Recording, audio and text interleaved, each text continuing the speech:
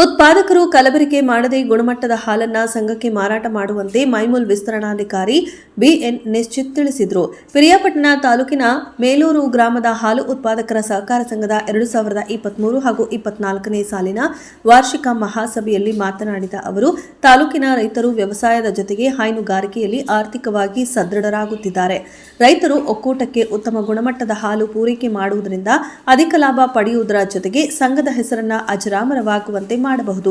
ಈ ನಿಟ್ಟಿನಲ್ಲಿ ಒಕ್ಕೂಟವು ಹೈನುಗಾರಿಕೆಯನ್ನ ಉತ್ತೇಜಿಸಲು ಹೈನುಗಾರಿಕೆಯಲ್ಲಿ ತೊಡಗುವ ರೈತರಿಗೆ ವಿವಿಧ ವಿಮಾ ಸೌಲಭ್ಯಗಳು, ರೈತರ ಮಕ್ಕಳಿಗೆ ವಿದ್ಯಾಭ್ಯಾಸಕ್ಕೆ ಪ್ರೋತ್ಸಾಹ ಹಾಗೂ ಪುರಸ್ಕಾರ, ರೈತ ಕಲ್ಯಾಣ ಯೋಜನೆ, ರಾಸುಗಳಿಗೆ ವಿಮಾ ಸೌಲಭ್ಯ, ಅಪಘಾತ ಹಾಗೂ ಅಕಾಲಿಕ ಮರಣ ಹೊಂದಿದ ರೈತ ಕುಟುಂಬಗಳಿಗೆ ಆರ್ಥಿಕ ಸಹಾಯ ಸೇರಿದಂತೆ ವಿವಿಧ ಯೋಜನೆಗಳನ್ನು ಜಾರಿಗೊಳಿಸಿದ್ದು, ರೈತರು ಈ ಅವಕಾಶವನ್ನ ಸದ್ಬಳಕೆ ಮಾಡಿಕೊಳ್ಳಬೇಕು ಎಂದರು.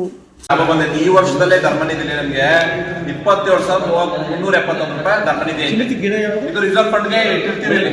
ಆ ನಿಧಿಲೇ ಉಪಯೋಗಿಸ್ಕೊಂಡು 5,000 ರೂಪಾಯಿನ ಕೊಡುವಂತೆ ವ್ಯವಸ್ಥೆನ ಗೌರ್ಮೆಂಟ್ ಅವ್ರು ಮಾಡ್ತಾವ್ರೆ.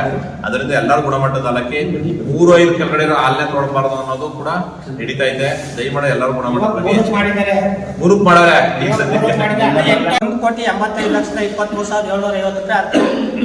ಅದರಿಂದ ಬರುವ ಲಾಭ ಒಂದು ಅಂದಾಜು 1,18,52,375 ರೂಪಾಯಿ ಅದರಿಂದ ಬರ್ತದೆ.